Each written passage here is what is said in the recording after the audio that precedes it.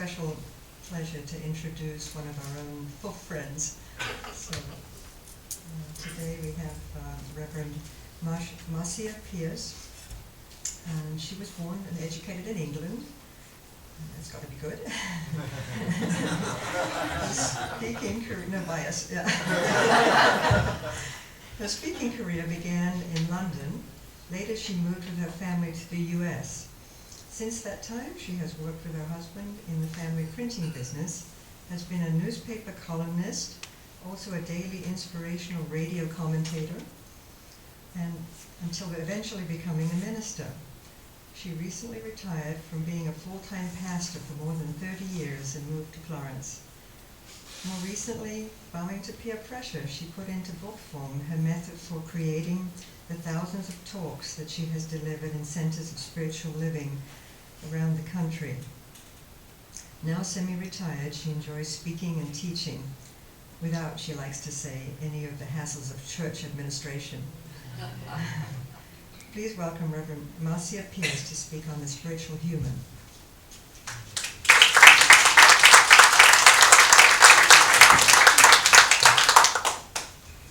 Thank you. It's such a pleasure to be here today. Last week we had a wonderful young man here, if you were here, who began his talk by mentioning the difficulty he was having standing in one place because he was a walker. And if we want to be recorded, we need to stand in one place. And when I speak in different churches, they all have different kinds of recording devices and things like that.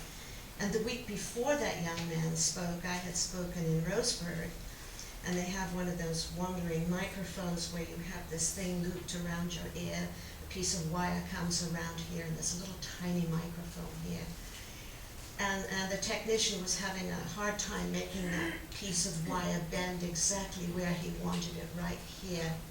And eventually he was happy, and as I left him and turned to go back to my seat, someone came up and gave me a wonderful hug. And the earpiece came off and the microphone disappeared up my nose.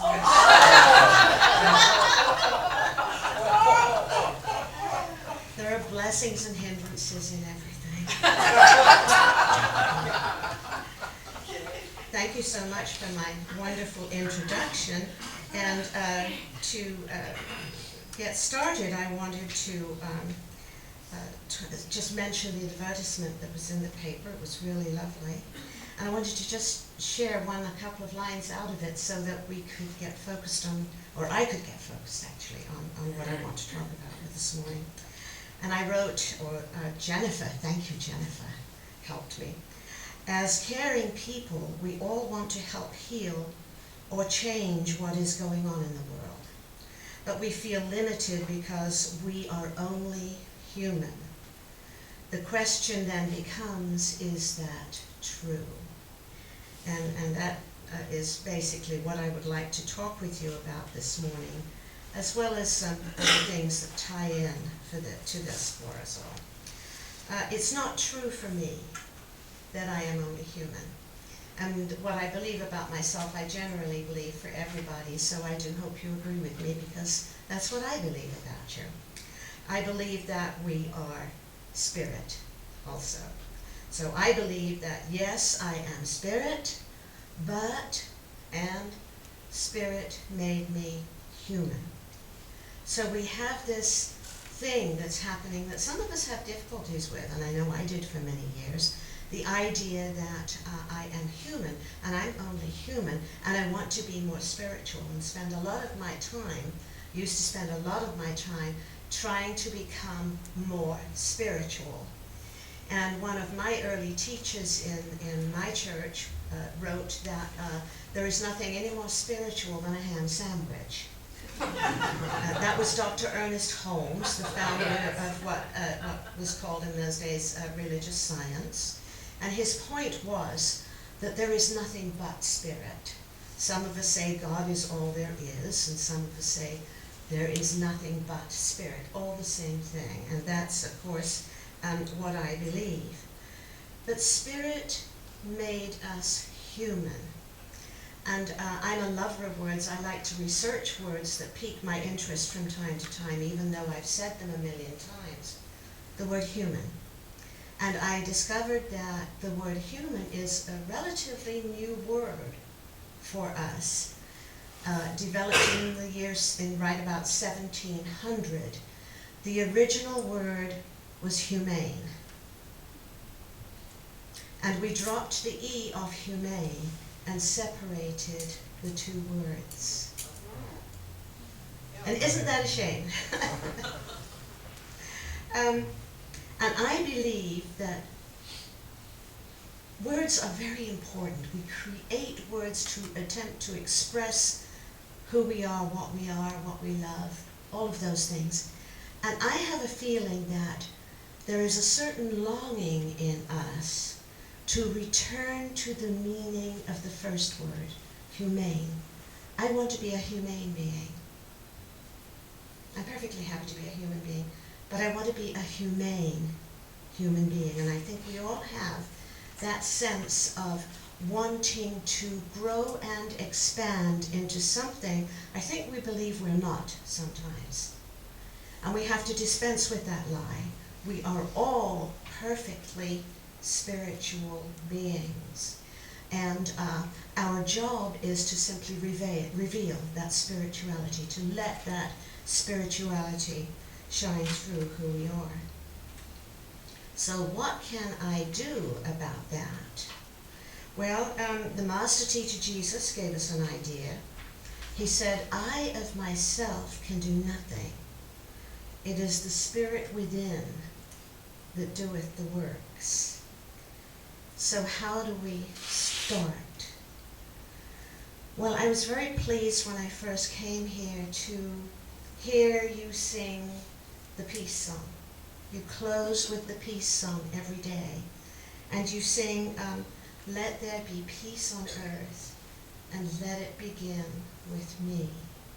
So we do realize that for almost everything that needs to be changed in the world, it begins in each one of us. Some churches that I visit have changed the words a little bit, and they've changed the words to be more affirmative, I will say.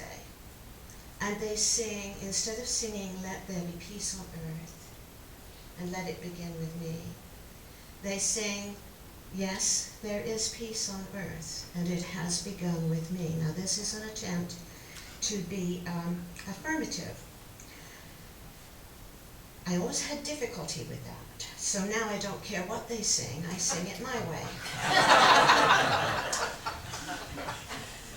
Because I've always thought of the peace song, and I will often close my eyes when I'm singing it, as a prayer. I believe it is a prayer. As an affirmation, I know it works for some, but as an affirmation, it doesn't work for me. Because if I sing, yes, there is peace on earth, there's a little thing inside me that says, the hell there is. And until I can learn to dispense with that, and I haven't yet, but until I can learn to dispense with that, I must sing the prayer. Let there be peace on earth. And I think the problem is, for me, and why that doesn't work for me, is that I read a book by Don Miguel Ruiz called The Four Agreements, in which he says, be impeccable with your word. Which means I have to speak the truth, as much of it as I know when I know it. And if I am singing the peace song as written by some other people and I am not believing it, then I shouldn't be singing it. Be impeccable with your word. Speak your truth. Say who you really are. And let that be so. And let the world, if necessary, adjust to what you believe. But you will be doing what is right for you. What Don Miguel Ruiz was expressing in part of that book was the idea that there is only one mind, and this is my personal belief, the belief that I come from. all of these wonderful words like Allah, God, Spirit, the Divine, for me they're all saying one thing, one magnificent intelligence, one magnificent wisdom, one divine love. All of the wonderful virtues that we all attempt to incorporate into our characters and into our beingness, all of those things express that one thing, one divine, magnificent essence, if you like. The thing is, we are all using that one mind when we think, when we speak, when we act. We're all using that one mind. And that's why Don Miguel thought it so important to be immaculate with our word or our thought, to be immaculate, because we are all adding to the one mind, taking from the one mind. How many times have you spoken to a person and they've had that exact thought at that exact time, because we're all using that one divinity.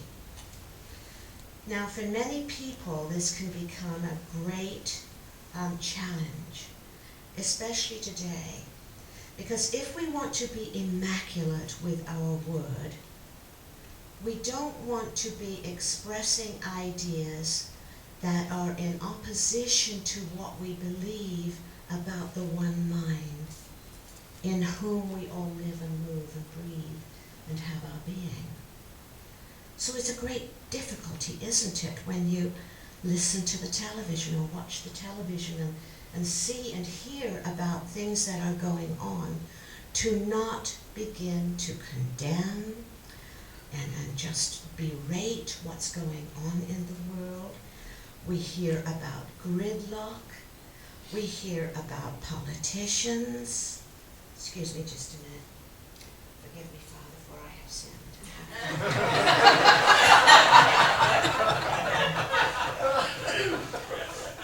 And we've all done it. But Don Miguel would have us rethink that and see if we can't be saying and thinking something else. Do you remember Vietnam, the war in Vietnam? Do you remember what was said? So often I heard it so many times, let's make it into a parking lot. But think about it now. There's at least half of it that is recovering, being healed, being lifted up. Families, children, creativity. What if we'd made it into a parking lot? You see, we have to think about what we're saying. This has to be our part in this idea of what can I do about what's going on. What I can do about what's going on is look at it and say, what can I say about it that is good and truthful and will not add to the chaos? We don't want to keep adding more to the chaos with our angry thinking and our negative thinking.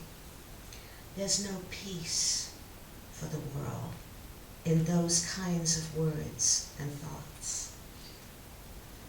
The world would tell us that in what is going on abroad today in the world, which is cruel and unkind, the world would tell us it's full of broken, unjust beings.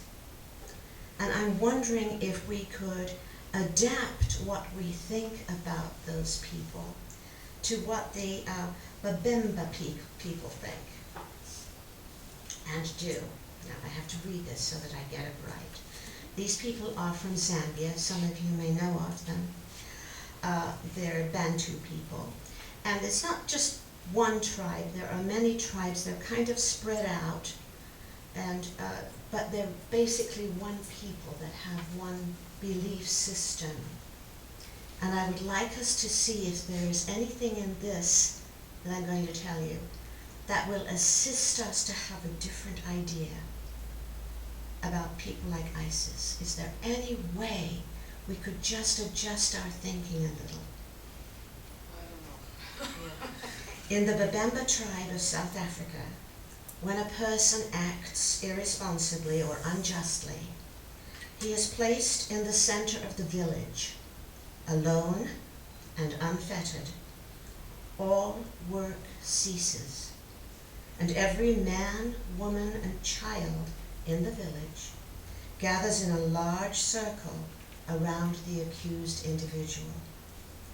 Then, each person in the tribe, regardless of age, begins to talk out loud to the accused, one at a time, about all the good things the person in the center of the circle has done in his lifetime.